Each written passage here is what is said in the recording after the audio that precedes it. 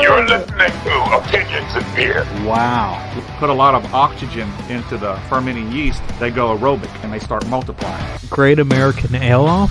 Cause of death. Dun dun dun. It tastes worse than Bud Light. Straight up 10.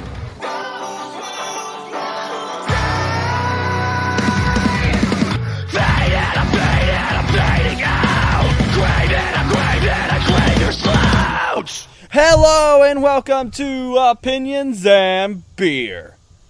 I'm your host Adam. Today I've got Ed Ray 1416. Hello. Oh, Ed Ray. Let's just jump right into this. Because I've got the beer of the day. And today's beer of the day is Bring Coffee Breakfast Stout by Ingenious Brewing Company. Bring Coffee Breakfast Stout is a 10% in alcohol by volume beer. The most important beer of the day calls for a perfect combo of oats, fresh roasted local coffee beans, and ethically sourced organic Uganda cocoa nibs. Bring some for the office. So here we are. This is Ingenious. We've had Ingenious in the past. They've had some really solid beers, and I'm a big coffee stout guy, and so I cannot wait to try this. Let me pour it. Got a little sample glass here. Pouring it into a sample glass. I'm gonna pour Ed Ray a little bit so he can taste it with me. Right there's good enough. About half a sample. Half a sample right there. Okay, Ed Ray. We're gonna taste this beer together. You ready? Let's do it.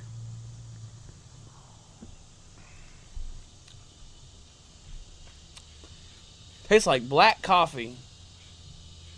How does it taste to you, Ed Ray? Very strong coffee. Very strong coffee. No? Tastes like coffee. A hint of the cocoa nibs. Woo! This is a good beer. I'm not sure it's as good as... Yeah. You know, at 10% though, it's pretty good.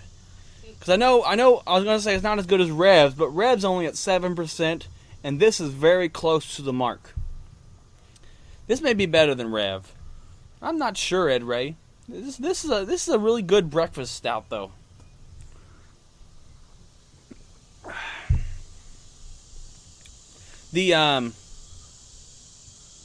I think the biggest difference is that the Rev coffee, they use Rev coffee, and Rev is a pretty dark and bitter, powerful coffee. Rev coffee is a powerful coffee in itself. So you really have to use those really good coffees. And I think for beers like these, it's really the coffee they use that enacts the taste. And I just think, I don't know what it is, but I guess I'm not that big of a fan of the local coffee scene compared to coffees from other places and around the world that these coffee stouts use. But I mean, the coffee is not as bitter as I like it, but it is there. It's pretty strong. It doesn't taste like beer. It tastes like coffee, which is what I love in a coffee stout. And one of these coffee breakfast stouts, I love that it tastes like coffee. So, I mean, this is a solid... And it's easy drinking, too, so... Easy drinking, 10%. But there's something missing out of it. I think it's the coffee flavor, and I'm going to... It's not quite a 10, but Ed Ray, I'm going to give this a solid 9 out of 10. Might be surprising, because it sounded like I was being down on it, but... It's a solid 9 out of 10, Ed Ray. Whew! Thank you, Ingenious. Ingenious, you're always making really good beer. That's something I can always say. Speaking of coffee, we needed coffee. Ed Ray, the other day, we needed coffee. When we woke up, and we were I'm so upset, Ed Ray. I'm gonna tell you something.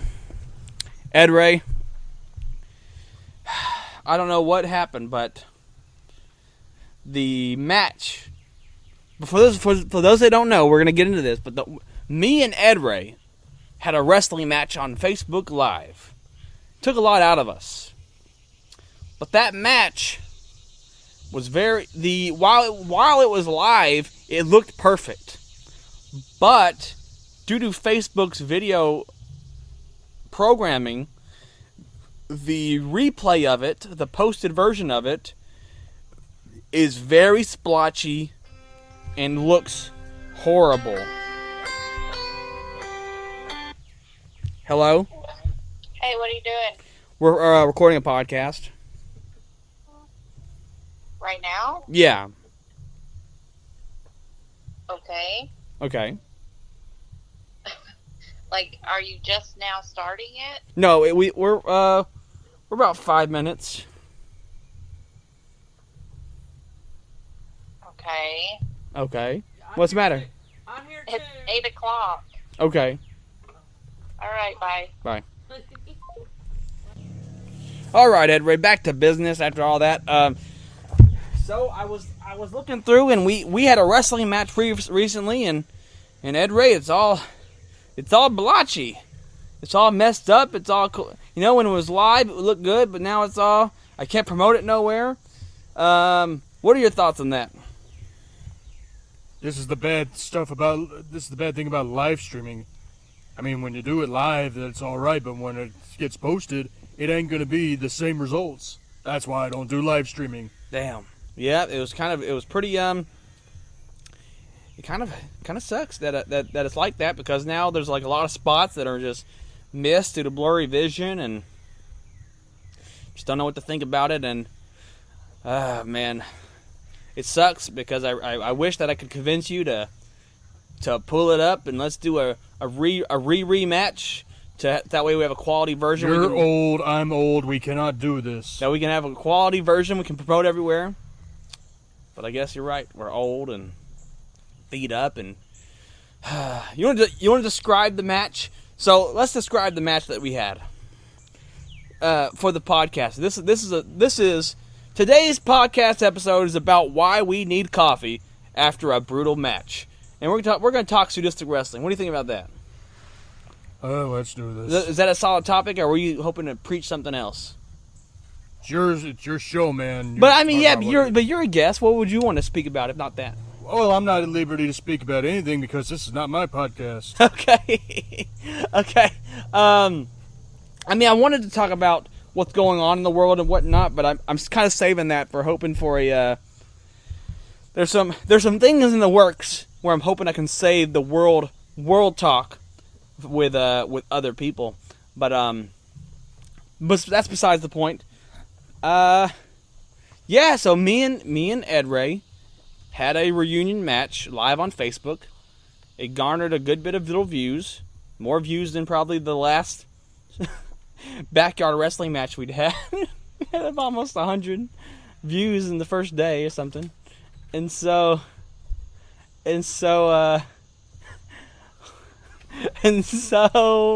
we locked up. We came in. We said, "Evan, let's do this." We locked up. We battled. I did a very old person's version of a twisting of an arm wrench with a heel kick. I kicked you in the chest. Some of the highlights though was the jump, the leap. You caught me. You didn't think you could catch me, Ed Ray. Yeah, well, I caught you and I turned it into a power slam. So to me, the power slam was the highlight of the match. That was a good power slam too. I liked how you rotated and it looked really smooth. And then, even though it's backyard wrestling and it's brutal, I want to try and make it safe. That way people don't get legitimately injured. True. And then we used the ladders quite a lot more than I thought we would. Beating each other into the ladder, and then I think I beat you with. I don't know when I beat you with the water, the what is that called? Water jug, the jug of water, igloo.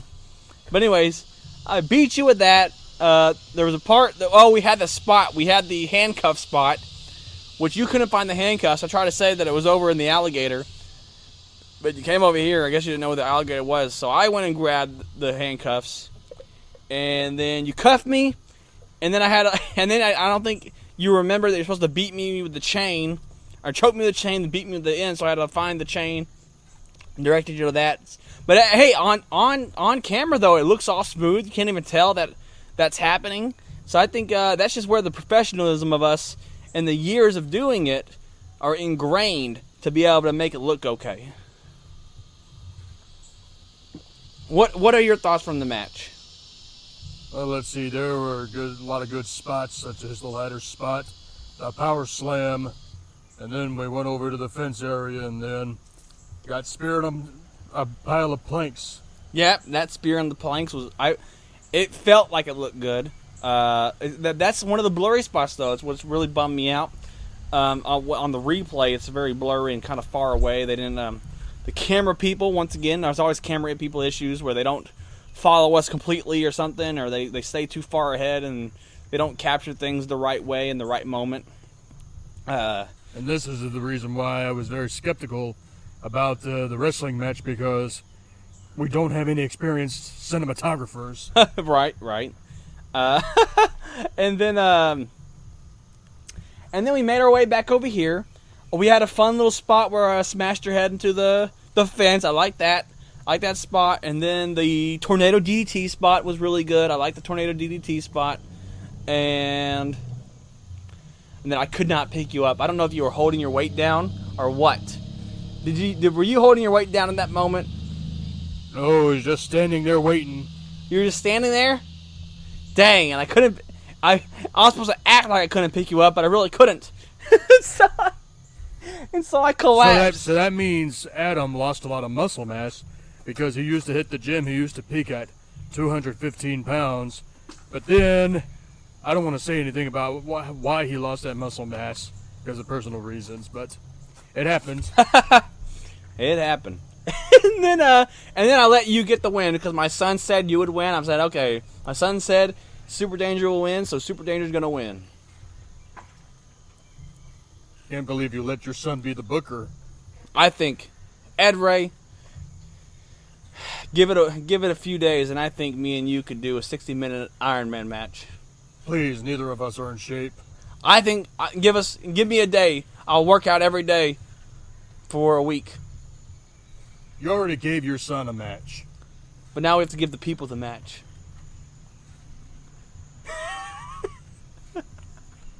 What's your favorite match of me and yours from back in the day? That's a tough one because we've had hundreds of matches. Yeah, so hey, let's spend the rest of this podcast really talking about the history of Psycho versus Superdanger. Oh, it actually goes far back as November of 2005. Now, was that on Sudistic? That was on AME, Adam Morgan Entertainment. That was on AME. Was that front yard or in the room? First it was in the room, and then I think the next day or two was in the front yard. Okay. When was our first Sudistic match? January 1st, 2007. That was a pretty solid one. Did you win that first one? Yes. You won a lot of them, huh? I know you. I think you have more wins over me than you. Yeah, it's kind of like Undertaker versus Mankind, where Mankind got more victories than the Undertaker. Oh, really? Yeah, because I think you beat me. You beat me in the first match, and then we didn't. I can't remember who won the 70-minute Iron Man match. Oh, it was you. Me? Yeah. But you beat me at Super Knockout. So so that's 2 for you, 1 for me. And then did me and you have a match? Or was it just you and El Palo, then me and El Palo? I can't remember all of our matches, Ed Ray. This is what happens when you get beaten in the head so many times and you don't pay attention to your old YouTube channel. Let's see. So we had that first match. Then fast forward. Then me and you had... I kind of booked you against other people. I mainly booked you against random people, huh? Yeah. You and Timmy had a good match. That was a good match. You and Ghost. Ghost had a good match. But anyways, me and you, we went we've gone 70 minutes before. That was still I think our 70 minutes was still pre the golden age of Sudistic, where we had like Vivek McLeod and all these people, tap out Mike, and then we had the factions of the punk kid and Ecstasy and Vivek McLeod, Abel, Kane. Mm-hmm. We also had a lot of one-time wrestlers such as OK Pop. Yep, and I think the Batman was another one. Yeah, Batman was a one-timer.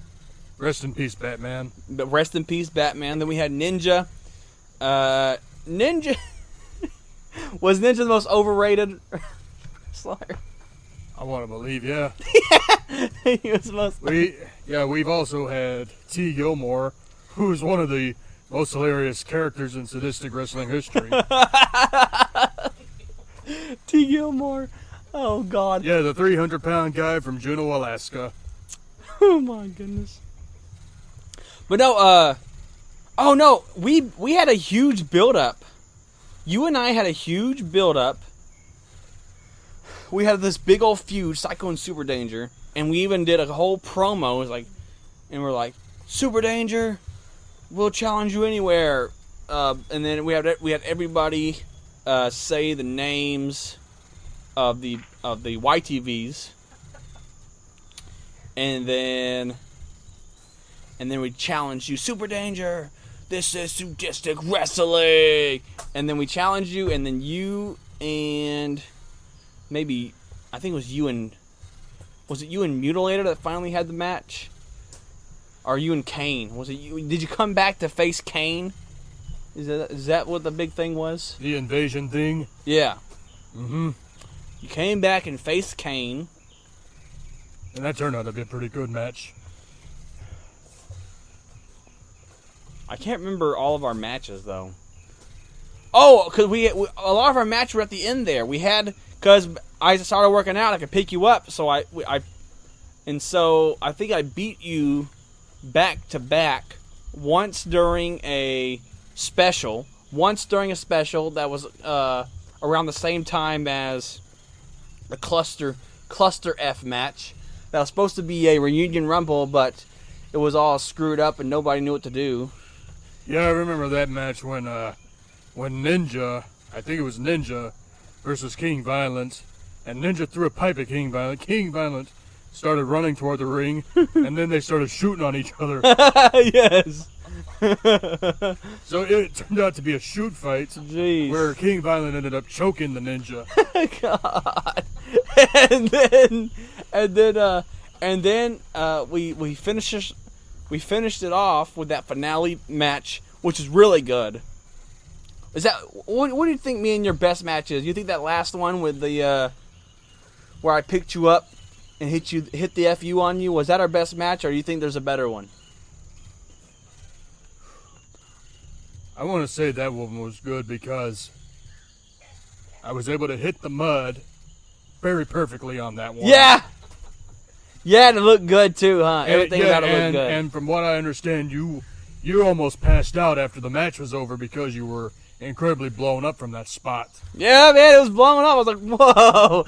Yeah, I picked you up and I FU'd Superdanger. Superdanger is like one of those guys where it's like, you were always one of those guys where like, this is this big dude, he comes in, he bulldozers you, he power bombs you, he splashes you, and he beats you. You can't pick him up, you can't do nothing with him. All you can do is try to take out his legs and attack him while he's on the ground. That's all you can do with Superdanger. And so that was a big moment whenever somebody could finally pick you up. Because even the Jester King couldn't pick you up. Whenever y'all two would be fumbling around, and it was so crazy all the time. Well, I think the first person to pick you up may have been Tap Out Mike. I think Tap Out Mike was the first person to lift you, but he later became, known as a dangerous worker, and therefore we kind of strike off all of his accolades due to his work. Well, Tap Out Mike admitted to me that when he picked me up, he his back was actually challenged for the first time ever. Oh, 'Cause really? he thought his back was going to give out after he lifted me. Because keep in mind, I was at 300 pounds at the time he lifted me. Yeah. 300 pounds. Well, opinions and beer listeners, this is a short episode, but there's a lot of stuff going on in the world.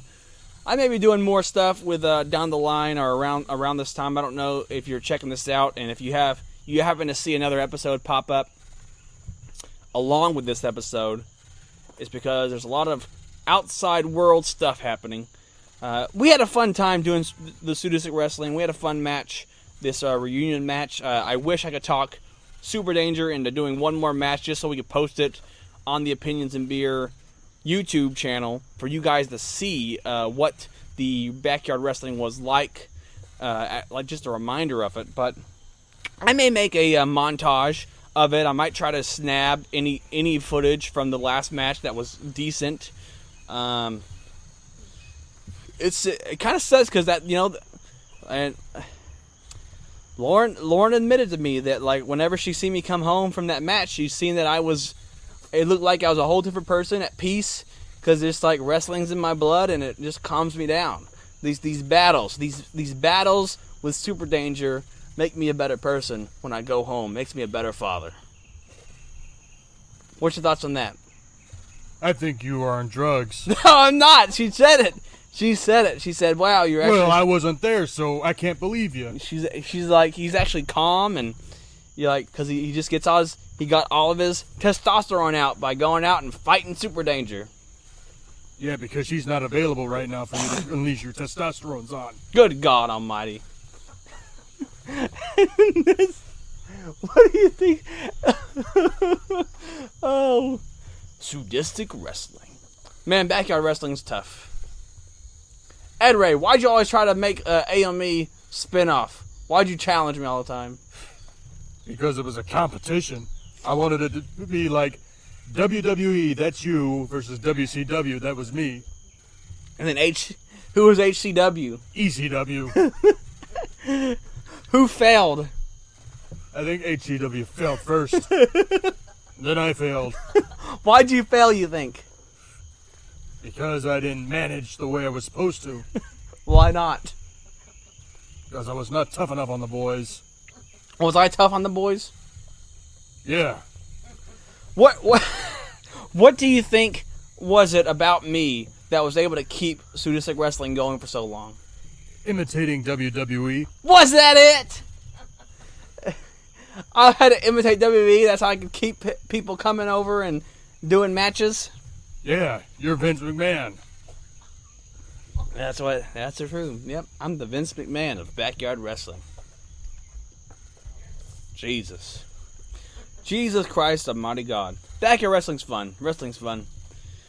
Oh, Opinions and Beer listeners, wrestling is fun. Psycho versus Superdanger. I'm gonna try to make a montage of it. Hopefully when Post Psycho... it for Opinions and Beer. Hopefully when Adam makes enough money, he can finally go to wrestling school. Only $2,200. That's all you gotta do to save that money. And then you'll have to pay your dues for 2 years. Yeah. Oh, Ed Ray. One day I'm going to sneak up to your house and we're going to have a shoot match. And you're not going to know what's going on. I'm going to be like, "Oh, Superdanger!" I'm going to attack you. And you're like, have a shoot match. Ed Ray, you know you had fun. Superdanger, you know you had fun. Say you had fun. Even though you hurt your ankle or whatever. Some BS, you have gout. I know you have gout. You didn't hurt your ankle. Please, you got hurt too. I didn't get hurt. You have gout. You took a lot of nasty bumps in that match. And you didn't. You didn't take any bumps. You're trying to complain about your gout. Implying that I didn't take any bumps. Are you saying that DDT didn't count as a bump? Are you saying that spear didn't count as a bump? You landed on me. How is that DDT a bump when you land on me? I took a bump. That DDT was a bump on me. I took all the bumps. You just fell you fell on top of me. Yeah, because I didn't want to get a concussion. See? That's what happens. And then you're trying to tell me, "Oh, my ankle hurts." I'm like, "That's the gout." No, it's not. Yes, it is. That's all you have is gout. The beer has kicked in, folks. Because Ed Ray 1416 has gout, and he's trying to blame his gout on why he can't do one more match. One more 60-minute Iron Man match to send the homes happy. To retire Super Danger. I want to retire Super Danger in a 60-minute Iron Man match. Please, we couldn't even keep up 15 minutes. What makes We you did think 15. We can do 60. I'm going to go home and do sit-ups. I'm going to hold my breath for 60 minutes. you need to lose 20 pounds in order to do that? I'm going to do sit-ups, push-ups. I'm going to pick your ass up. I'm going to slam you in our 60-minute Iron Man match. I'm going to slam you at 59 minutes and 58 seconds and pin you 1, 2, 3. Quick, somebody donate this guy $2,200 so he could go to wrestling school. I'm going to beat your ass. Only got $20 in my pocket. Oh, Super Danger, you are in danger for the Psycho Nation.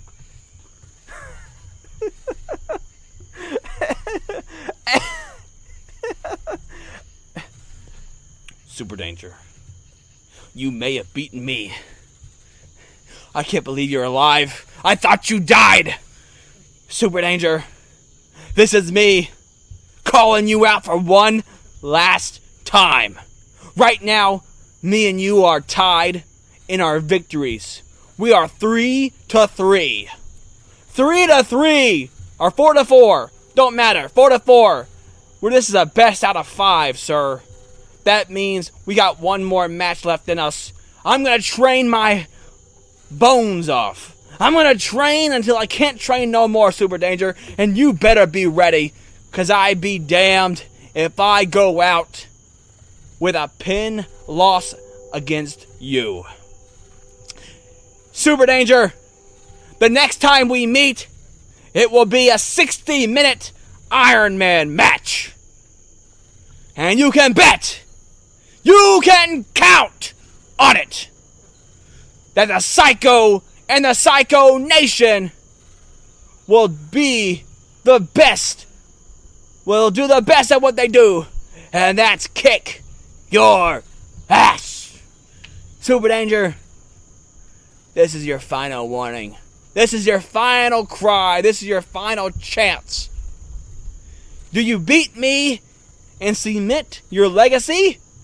Or do you lose and I cement mine? Alright, Super Danger, you gotta do a promo against me now. This is so pointless, Psycho. For 13 years, you've always wanted to prove to me that you're the better man. And you already did it in a 70-minute match that we did in 2008. And yet, you're still obsessed with taking me down. When is it going to be enough for you? Is it going to be enough for you when you kill your 2 little kids? Is it going to be enough when you deck a cop in the face and run from them for the murders that you commit? You're not the kind of guy that I want to wrestle. Because you've already proven yourself. You've proven yourself time and again. You were the sadistic world heavyweight champion at one point. You gave Hawk Finnegan one of his best matches ever. But yet, you still want to wrestle me. And for what reason? We've had probably 20 matches, and I don't really care anymore. Psycho, do yourself a favor, go back to the middle ward where you belong. Because I'm too old for this. Goodbye.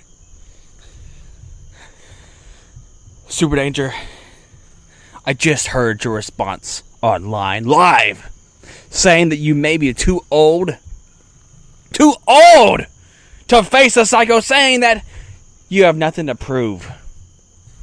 Coming from a man who played dead for the last 5 years. Coming from a man that faked suicide. Nothing to prove. You come back. This ain't about you proving nothing, Super Danger. This is about me proving something. You came back and you beat me in a fluke. In a fluke. You know why? Because I thought you were dead. When I called you out, I didn't expect you to answer the call. I didn't expect you to come in with your artistry and rhythm strolling down. I was looking at a dead man when you came in. I was not prepared. I had not I had not done my preparedness. I lacked the strength. I lacked the ability. Age is being caught up with me. This Superdanger, this that I'm challenging you to, is a chance for me and you to come in at the best of our abilities. Are you really going to sit back and take the win when you know that you fought someone that was not at the peak of their existence? That was not at the peak of their power? I'm going to work my ass off to become the peak of my power.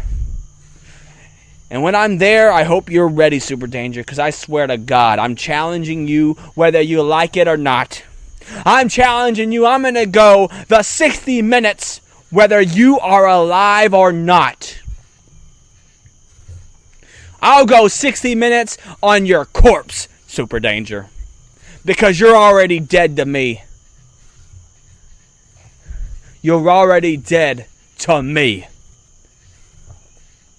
And here it is. It's the final showdown. The clocks are ticking. The window of time is ending. Time is catching up to us. 13 years we've been feuding, and by God, I will not let it end this way. You have been a thorn. You have been a dagger in my back. Betrayal. Friendship meant nothing to you. A GM that sabotaged me every chance he got.